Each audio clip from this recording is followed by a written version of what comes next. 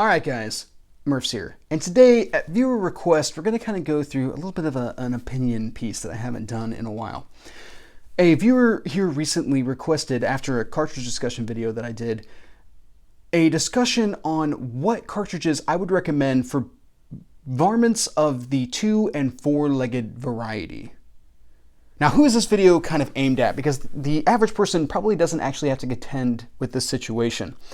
This video is for hunters, hikers, or anybody who lives in a more rural area who has to be concerned about a threat from people as well as potentially animals like big cats, bears, or even like elk or moose or something like that, which have been known to be violent from time to time.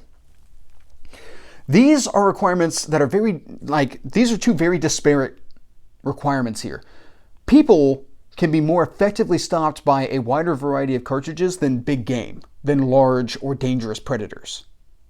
So it's actually kind of a loaded question overall because you're looking for a certain balance here, and balance is very difficult to get to. So sometimes by personal preference, you might pick one feature over another in order to be able to meet your needs.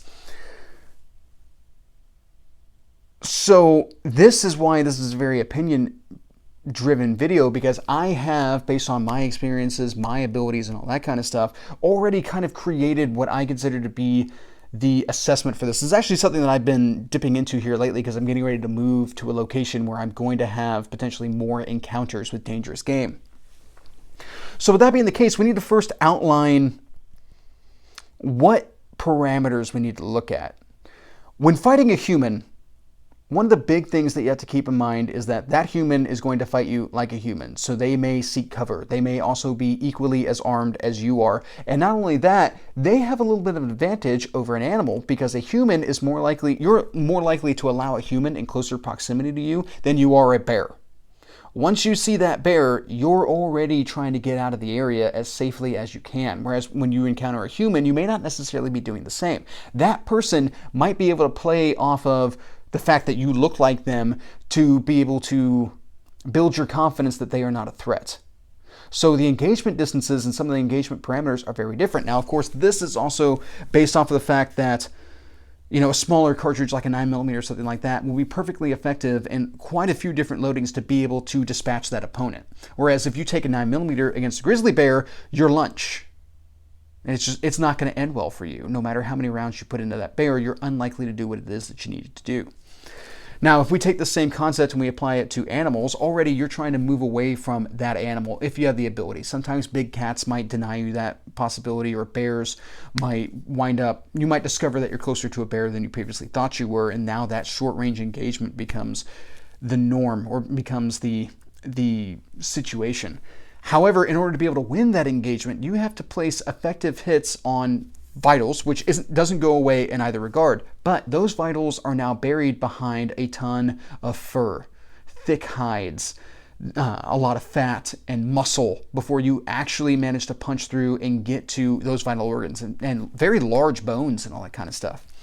So now you're looking for something, you know, before with the human, you might be looking for something that's a little bit lighter, recoiling, lower energy, and all that kind of stuff, so you get faster follow-up shots on your target. Whereas with a large animal like this, you need more energy on demand. You need more energy on target so that you are for sure reaching those vital organs. That's why the 9mm may not be effective here, but something like a 454 Casull might be. But the kind of breakdown that occurs here is that a 454 Casull is plenty powerful to be able to stop a man, but if because of, you know, your adrenaline dumping and maybe not having as much training as you should have with that firearm, if you miss that first shot with a 454 Casull and that other guy is armed, this will likely not end well for you.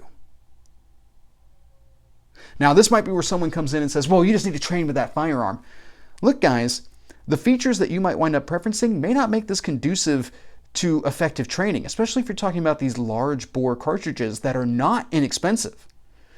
It may be nothing to you to run out and buy 1,000 rounds of 9mm at 30 cents a round, but when you switch over to 454 Casull and you're getting 20-round boxes for $40, 1,000 rounds of that is not going to be easy to play with. In addition to the fact that that is a heavy recoiling cartridge, you're not going to want to sit there and go through 100 rounds at a time. The average person is not going to want to sit there and go through 100 rounds at a time. And somebody then might come along and say, well, you can get lighter cartridges to shoot out of that, but they're still going to be expensive, and it's still not the real thing. You're not getting actual gainful training in recoil management that is necessary to be able to win a fight with that handgun. So if you're trying to carry something that covers both situations, jumping from one extreme to the other is not necessarily going to help you out. There is a middle ground that you need to figure out where you land in that spectrum. Just like you're going to want to preference more energy, if you're a hiker or a hunter, you might want to preference really lightweight firearms. So if you then take a potent cartridge and put it in a lightweight firearm, you're not going to want to train with that. Even this Smith & Wesson Model 642 chambered in .38 Special, which is plus P rated. Running plus P rated ammunition through this airweight gun is uncomfortable. Running 50 rounds through it is pretty much my range limit before my hand is like in a lot of pain. I really don't want to shoot anymore. This is just a .38. The Smith & Wesson Scadnium frame 44s and stuff like that would be possibly equally abusive depending on your hand size and your build and all that kind of stuff, which recoil is a very subjective thing, but cost and eventual wear on the body are two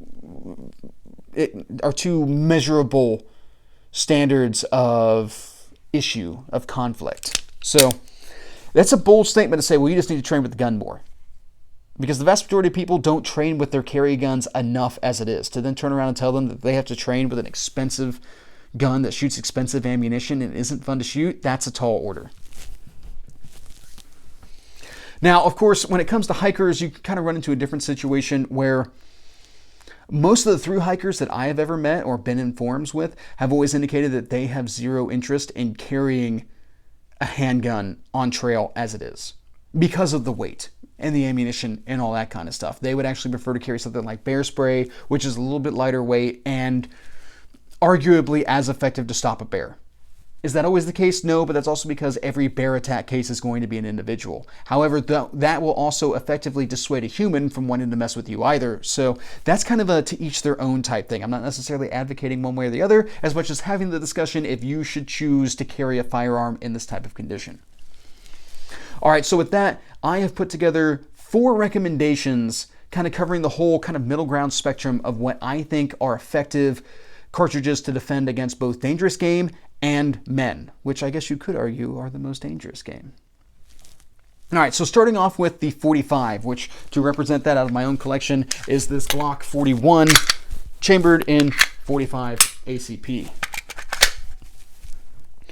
The 45 ACP and a plus P loading has the velocity and energy to potentially be able to put down a more dangerous threat, a larger animal, as well as being a tried and true man stopper. However, there's a couple things you got to take into account. For this type of purpose, I would not recommend a 45 ACP chambered revolver or semi-automatic. And that is purely based on the fact that you do not have the capacity that you might need in order to be able to stop a bear. If you're in an area where you're worried about brown bears, grizzlies, all that kind of stuff, then you might want something like a Glock 41 that has a 13-round capacity magazine. The Glock 41, the Glock 21, those would be fantastic options in this case because you have enough capacity and enough controllability over the gun. Glocks are fairly lightweight options, but they're still relatively easy to manage on recoil to be able to get those fast follow-up shots. So that is where volume of fire does become important. If you can put a bunch of hits into vital areas on a bear that's coming at you, you can reliably stop that animal. Now, one of the disadvantages of semi-automatic cartridge is that you don't generally find soft tip ammunition in these types of cartridges. You find hollow points, and hollow points might get gummed up in that animal prior to reaching those vital areas, which is why you're going to want to put more shots in them. Now, something to keep in mind, guys, with this ammunition discussion, I probably should have put this first, but I do want to go ahead and identify this. What I was looking for were options that are readily available on the average shelf at either your big box store or at your local gun shop. So you can find 45 ACP and even plus P loads, like I have some Ranger Ts that I carry in this handgun that will be effective to stop an animal without having to go to like Underwood ammo or something along those lines in order to be able to get what it is that you want. So accessibility is a big part of this. Now, of course, that stuff is going to ebb and flow based on region. You know, you're going to have different ammunition readily accessible to you in Alaska as opposed to Florida, but I have to work off of what I can actually measure from my area. So 45 ACP, I can imagine in most areas is going to be pretty available. Now, I don't really have a handgun to be able to display for this next option, but my next choice going up would be the 10 millimeter. Now, the original 10 millimeter loading, this is something that you really have to keep in mind, which I discussed this in my 10 millimeter review that I did, the 10 millimeter cartridge discussion that I did a couple years ago. I'll throw the link in the description of that. The thing with that is that the original loading was a 170 grain projectile moving at roughly 1,300 feet per second. That's a lot of energy. You can get 357 Magnum ballistics out of a 10 millimeter cartridge in a semi-automatic handgun with higher capacity than 45 ACP and say like a Glock 20 or a Glock 40, and be able to put more of those hits. But you can also just as easily find what the FBI referred to as 10 millimeter light, which is 950 feet per second, 180 grain loads that are basically just less size efficient 40 Smith & Wesson. I would not recommend those for these uses. Absolutely not. But you get enough of those actual like defensive capable loads into a bear and you're very likely to stop it. The 10 millimeter in either the format of a Glock 20 or the Glock 29 compact is a very popular option in places like Alaska for good reason. The guns are fairly easy to maintain control over and have a lot of energy downrange, as well as a little bit higher capacity than what you'll find out of a revolver. So the 10 millimeter would be the second choice here. My number 3 choice would be the 357 Magnum, represented here today with this Ruger Security 6. Now, why am I putting the 357 Magnum ahead of the 10 millimeter in this case if both of them have pretty similar energy? 2 reasons. Number 1, I can more readily find good hunting loads, which would then be defensive loads in this case, for the 357 Magnum more so than I can the 10 millimeter on the shelves. Those loads bring me to point 2, which is that I can have soft points. Soft points are going to penetrate deeper while expanding more slowly, which is going to allow me to be able to get through that fat cap and that muscle of that animal and get to the actual vital organs. So yes, I'm taking a capacity reduction at the same energy as a 10 millimeter, but I'm getting deeper penetration with the 357 Magnum, likely getting deeper penetration with the 357 Magnum. So my 6 shots hopefully do more work. Now, would I recommend a 357 Magnum against the upper end of the animals that we're talking about? No, but I would most definitely recommend it against people because 357 Magnum has been putting people in the ground since the 30s. But this brings us into another very important discussion, which kind of brings us back to the 642. Some people might want to go with snub-nosed revolvers in the 357 Magnum. Lightweight snub-nosed revolvers in the 357 Magnum. And when you take this into a gunfight, this might be something that becomes really difficult to maintain control over under recoil, which means that you might have some issues being able to effectively fight against a human or an animal. And in this case, any shot that goes wide isn't a problem because we're expecting that it's going to hit somebody else. We're talking about secluded areas. There's less likelihood of me accidentally shooting somebody else who's not a part of the fight. But every shot that doesn't hit its target is a wasted shot because now that is time until I can get the gun back on target and actually put effective hits. And if we're talking about taking this up against a bear, that is time that this big angry ball of fur is coming at me and I'm not doing anything to stop it. It's potentially a pretty big issue.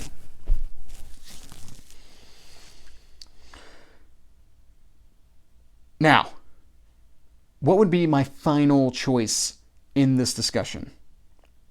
That would be the 44 Magnum, represented for us here today with this Ruger Red Hawk, which I'm a huge fan of. And there are plenty of other 44 Magnums that you get out there on the market. Now, of course, 44 Magnums can also be shot with 44 Special, just like 357 Magnum can be shot with 38 Special. And someone might say, well, that's great. You'll have a cheaper option to be able to train with. However, 44 Special is not cheap. And honestly, 38 Special is not that cheap either. In addition to the fact that you're still not learning how to manage the recoil of the full power cartridge that you're actually going to defend yourself with. Now, you can get some really hot loaded 44 Special that are nearly 44 Magnum loads, but those are going to be specialty loads from like Underwood Ammo and are not necessarily going to be as accessible as good 44 Magnum loads. Now, 44 Magnum is getting to the upper end of what I would be willing to fight a human with. And that's not to say that there's not enough energy here to kill a human, because there's more than enough. Dirty Harry proved that. However, my concern becomes follow-up shots and being able to make the first shot count and all that kind of stuff. I am reasonably confident in my ability to be able to fight with whatever handgun you give me. And this is where someone comes in and says, well, if you can get it done in one, you don't need the rest of them.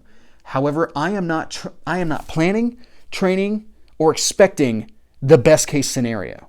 I am planning, training, and preparing for the worst case scenario, which is for whatever reason my shot goes wide or the first round does not effectively stop that threat. In this case, this would be more concerning for a bear.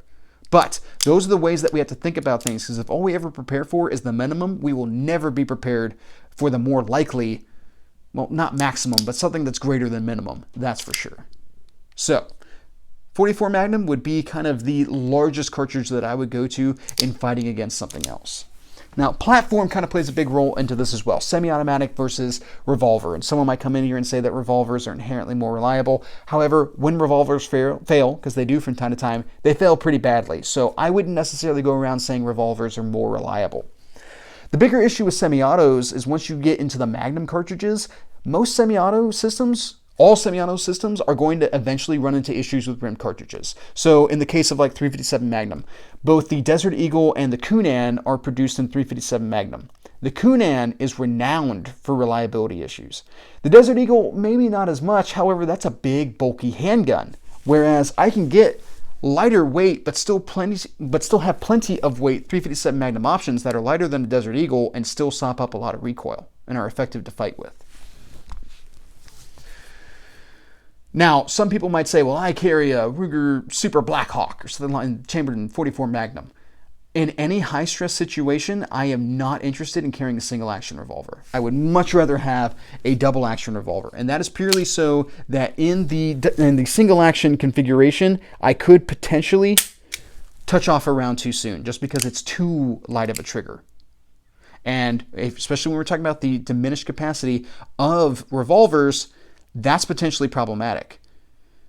Now, one of the great things about the 357 Magnum is that you can get 7-round cylinders out of some guns, and even up to 8-round cylinders out of some of the Smith & Wesson offerings out of the 357 Magnum. And I would definitely recommend that if you're planning on using these against big bears. That's for sure. All right, now, guys, I do want to go into a couple of honorable mentions, because depending on where you are, you might be able to find this ammunition as well. And this would be 41 Magnum, which had a very short time in the spotlight and hasn't necessarily stuck around as well as one might expect. So the 41 Mag was supposed to be a go-between between 357 Magnum and 44 Magnum for police type use. However, it didn't really catch on. So there aren't that many handguns that were produced in 41 Magnum, and ammunition is not the easiest to find, though it is out there. You might have to order it specifically. So 41 Mag wouldn't be the worst choice, as well as 45 Colt. Now, this might be surprising to some people, but there are potent 45 Colt loadings, and there are handguns that are built to withstand those. Ruger has a version of the Super Red Hawk that will chamber the 45 Colt exclusively, as well as a version of the Red Hawk that'll chamber the 45 Colt exclusively, and then also in the Super Red Hawk chambered in 454 Casull, you can run 45 Colt. There are extremely potent loads out there that would be more than effective to stop pretty much any big game in North America. All right, guys. I think that pretty much covers my thoughts on this particular subject. I would be interested to hear what it is that you guys take out into the woods with you. And if you're interested in more discussion, more opinion-driven discussion, I do have a video on the 357 Magnum and talking about its suitability for self-defense. So if that piques your interest, check the description and you'll find the link there. All right, guys, I think that pretty much covers my thoughts on this particular subject. Have a good day.